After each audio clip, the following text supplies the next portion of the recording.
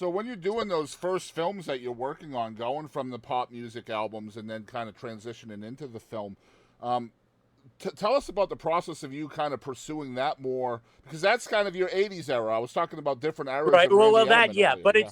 it's really right.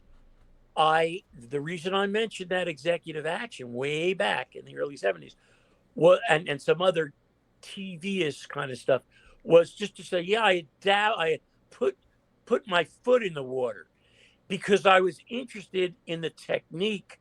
To be honest with you, not so much musically. I wasn't a film score buff. I mean, I knew the scores that everybody knows, but it wasn't like I was a big fan of all those wonderful people, and they were great. But I didn't study them. I was interested in the mathematics. How it's long before computers locking to a picture.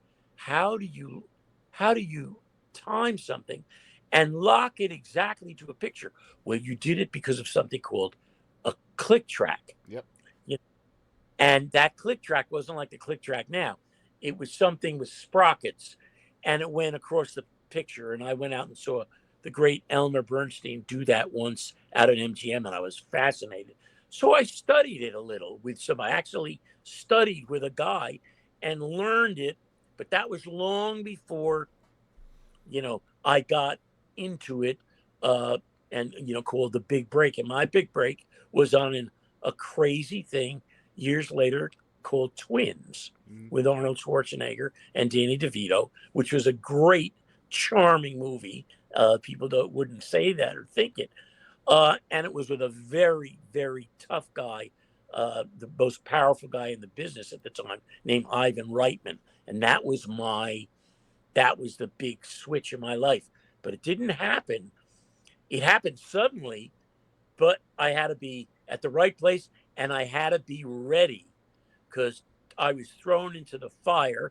Because then he threw me into the sequel to the biggest comedy of all time, Ghostbusters. Mm-hmm.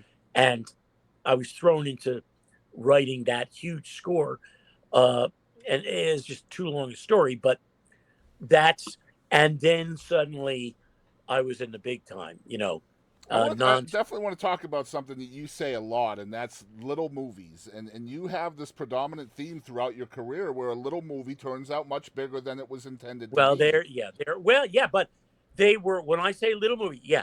Now, the films I just mentioned of Ivan's and others, those were comedies, but they were big studio little movies. I mean, The Mask Mm-hmm. was the movie that Jim Carrey made. I never even heard of Jim Carrey. My kid that was maybe 3 or 4 years old and was a fan of a show called In Living Color on television. Mm-hmm.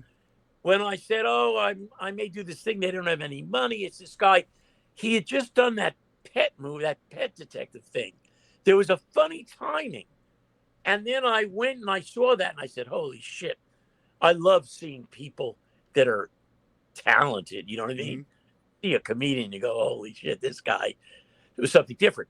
That was But also when I, Cameron Diaz's first movie as well. well, Yeah. yes, and thank you, Randy, Yep. for introducing her to the world the way I did. Yep. You sure did. An unknown girl walks into a bank in a low budget picture, and I hit her with something. They looked at me like I was nuts. Mm-hmm. And I didn't, I really, I mean, she was an attractive girl, but I didn't know. But I hit her. If you see that film right at the beginning, and of course they removed all that picture, the beginning of The Mask is the explanation of what The Mask is. And I wrote this brilliant operatic stuff. And guess what? They had screenings, and the kids, they didn't know what that was. So I said, "Well, that's impossible. They can't chop that." Yep. They chopped it and started the movie when this guy's working in a bank. I mean, you can't make this up, you know. But anyway, it was a little movie when I started it. Now, very quickly, 6 months later, it came out. It was the biggest thing in the world. Yep. My cousin Vinny was a total nothing, you know, even when they finished it. And it just turned out that